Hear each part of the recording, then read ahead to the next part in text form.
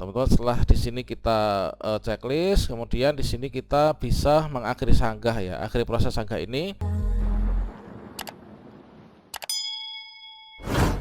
Baiklah sobat-sobatnya, bagi teman-teman yang tidak lulus saat ini sudah masuk dalam masa sanggah dan sudah muncul untuk tombol kita mengajukan sanggah ya.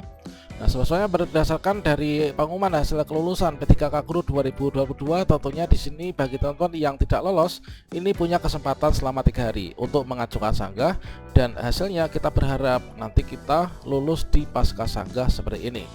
Pada video ini kita akan berbagi tutorial bagaimana sih cara untuk mengajukan sanggah, yaitu hasil seleksi P3K Guru, baik itu sanggah nilai P3K maupun juga sanggah penempatan P3K. Silahkan simak video ini sampai selesai. Namun sebelum kita lanjutkan, perlu saya ingatkan, bagi teman-teman yang mungkin baru pertama kali menemukan channel ini, silakan klik tombol subscribe-nya dan aktifkan notifikasi loncengnya, sehingga nanti jika ada update video terbaru, teman-teman tidak akan ketinggalan informasi. Baiklah sobat-sobatnya, berdasarkan dari surat edaran terbaru dari BKN bahwasannya untuk masa sanggah ini adalah dibuka selama 3 hari ya. Masa sanggah ini dibuka mulai dari tanggal 10 sampai dengan tanggal 12 Maret tahun 2023. Artinya teman-teman yang tidak lulus ataupun juga tidak mendapatkan penempatan, ini teman-teman bisa memanfaatkan waktu selama 3 hari ini untuk mengajukan sanggah. Tentunya untuk kasus kita mengajukan sanggah satu peserta dengan peserta yang lainnya itu adalah berbeda. Sebagai contohnya di sini kalau misalkan tampilannya seperti ini, nah di sini permasalahannya apa? Permasalahannya ini adalah kita tidak lulus. Tidak lulus dikarenakan di sini kita sebagai pelamar prioritas ketiga, namun di sini untuk lokasi penempatannya ini kosong, teman-teman. Kalau misalkan kondisinya seperti ini, teman-teman tentunya tidak mendapatkan penempatan ya. Di sini dapat dikatakan di sini untuk muncul tombol ajukan sanggah ini nanti kita menyanggah yaitu untuk sanggah penempatan karena kita tidak mendapatkan penempatan. Nah, selanjutnya ada juga sanggah nilai yang mana di sini mungkin saja ini dari hasil seleksinya ini teman-teman sebenarnya mendapatkan nilai banyak, namun ternyata tertulisnya di sana itu tidak sesuai dengan yang diketahui oleh teman-teman. Namun di sini kita juga harus mengetahui terlebih dahulu terkait tentang ketentuan-ketentuan kodenya. Ini adalah kalau misalkan kita nggak lulus, kemudian kita nggak hadir, kemudian kita tidak dapat penempatan seperti ini kan. Kemudian kita TMS, TO ataupun juga APS. Nah di sini adalah tentunya berdasarkan dari ini, dari bagian kolom keterangan ini kita sebagai bahan ajukan sanggah. Untuk kita mengajukan sanggah tentunya kita berkunjung ke akun kita ya, yaitu sscsnbkn.go.id, kemudian kita bisa klik enter, dan berikutnya pada halaman ini di portal ini kita bisa klik di bagian halaman login ya, kemudian kita klik OK, dan berikutnya kita masukkan nick dan juga passwordnya, kemudian masuk. Dan selanjutnya di sini teman-teman silahkan klik saja yaitu tombol untuk mengajukan sanggah ini. Nah teman-teman harus mengajukan sanggah yaitu pada bagian ini ya, yaitu pada bagian yaitu tanggalnya kita harus catat. Kita bisa mengajukan sanggah ini adalah mulai dari tanggal 10 Maret yaitu jam 12 malam lebih 1 detik sampai dengan nanti tanggal 12 Maret ya, ini adalah tepatnya jam 12 malam. Nah teman-teman bisa klik sini pada tombol ajukan sanggah.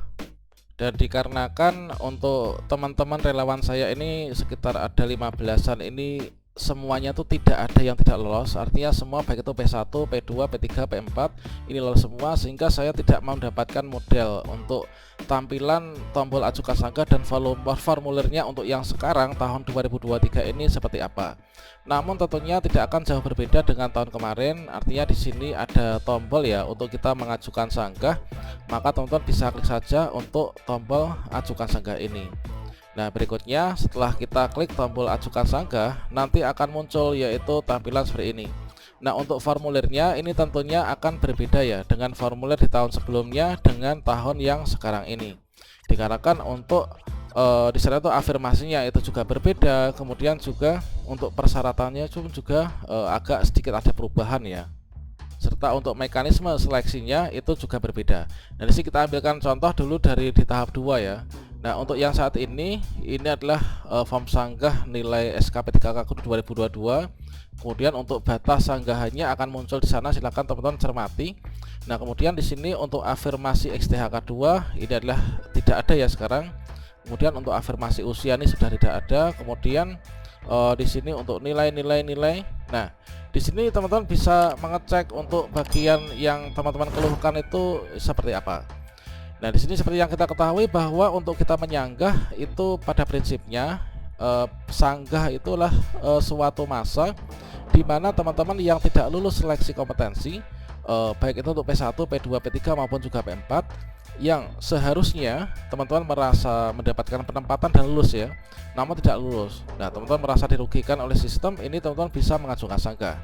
Namun kita harus juga ketahui bahwasanya untuk sanggah itu adalah kita sanggah terhadap diri kita sendiri ya, tidak boleh menyanggah terhadap orang lain. Yang benar untuk sanggah itu adalah merupakan suatu upaya untuk awalnya kita itu tidak lulus, ini diupayakan bisa lulus ya. Nah, misalkan teman-teman merasa disabilitas ya, misalkan di sini. Misalkan teman-teman tuh merasa disabilitas, kemudian ternyata dalam afirmasi di pengumumannya bagian kolom keterangan itu tidak dihitung untuk abilitasnya. Nah, maka di sini teman-teman silahkan checklist saja di sini, kalian klik sini ya, di checklist. Kemudian kalian tuliskan alasan sanggahnya. Alasan sanggahnya misalkan saya itu adalah disabilitas, kemudian saya sudah mengupload video misalkan video kegiatan saya sehari-hari melaksanakan tugas sebagai seorang guru dengan menunjukkan disabilitas saya. Tapi mengapa saya tidak dihitung untuk afirmasi disabilitasnya? Kira-kira untuk alasan sanggahnya itu adalah seperti itu, teman. Nah, selanjutnya misalkan untuk contoh lain. Ini adalah misalkan di sini kita teman-teman pelamar umum misalkan. Teman-teman pelamar umum itu sudah memiliki serdik dan juga sudah menguploadnya ya ketika dulu melakukan pendaftaran, namun di sini kalian tidak mendapatkan afirmasi serdik pada bagian keterangan ya setelah didapatkan pengumuman. Maka teman-teman bisa checklist di sini bagian afirmasi sertifikat pendidik, kemudian teman-teman silahkan ketikkan yaitu alasannya.